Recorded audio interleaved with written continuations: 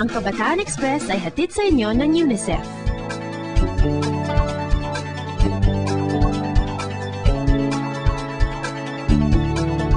Ang susunod na ulat ay medyo kontrobersyal, pero mahalagang usapin ito para sa ating mga kabataan. Tungkol ito sa lesbianism, pakikipagrelasyon ng babae sa kapwa babae. Hindi man kayo sang-ayon sa mga ganitong ugnayan, mahalagang mabigyan sila ng pagkakataong maipahayag ang kanilang saloobin. Para maunawaan sila, inalam ni Jam ng Cebu Bureau ang kwento ng mga kabataang ito. Heto ang kanilang ulat.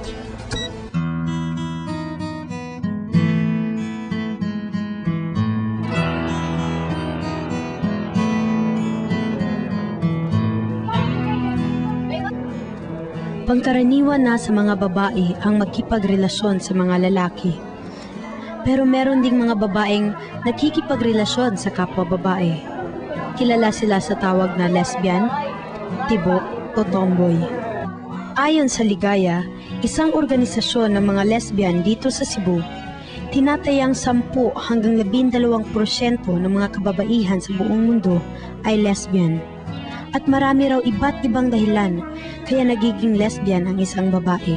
Sa aking sariling pananaw, environmental factor ang pinakamalaking reason bakit nagkakaroon ng lesbianism or this girl-to-girl relationship ngayon sa ating society.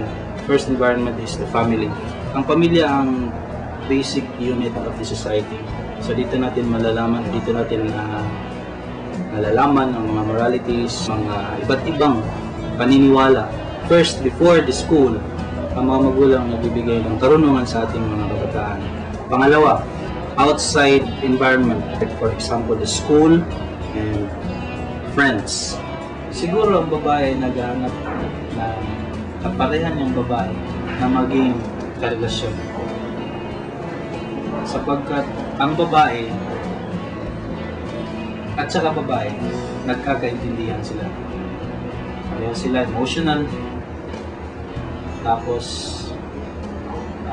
nagkakaintindihan sila sa mga bagay-bagay na hindi katulad ng mga lalaki. Nakilala namin si Cherry.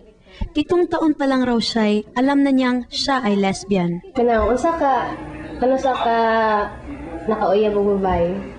Kuan pa 13 years old. Nakauyab na akong babae. Kaya ba lang yung parents na nagkagusto nila sa babae? Oo. Babuhay pa lang mga kuan pa ko mga 13 after ko nakauyab og babae. Pinang reaction nila? Pag-una kay nasuko sila. Dayon tawag sad nagkadugay mi na nakasabot sa sila. Pila na maka-third sa mong ayan? 2 years and 2 months. Mas salipayan ka ba basta ba mong uyab? Comfortable ko, happy ko.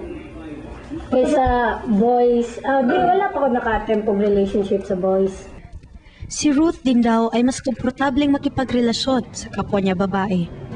Nalimdot mo ganyan kay kanang. Pareha naman siya kuan sa lalaki ug sa babae. Makasabot siya kung unsay kuan pamati nimo. Pero hindi ito tinatanggap ng marami sa lipunan, lalo na ang mga nakakatanda.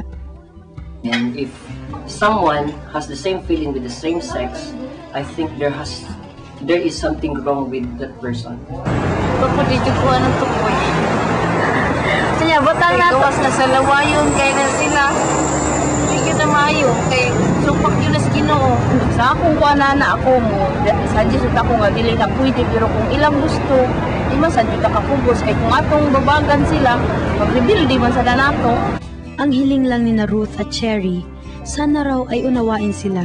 Naginigog maayon no niya. Masaon ni Petan love kay na nimo niya.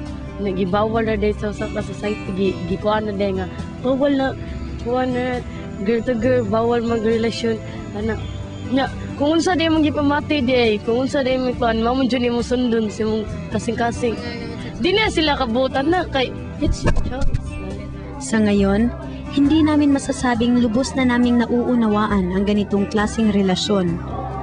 Pero ito ang alam namin. Dapat igalang ang bawat individual at ang kanilang mga desisyon sa kanilang sariling buhay.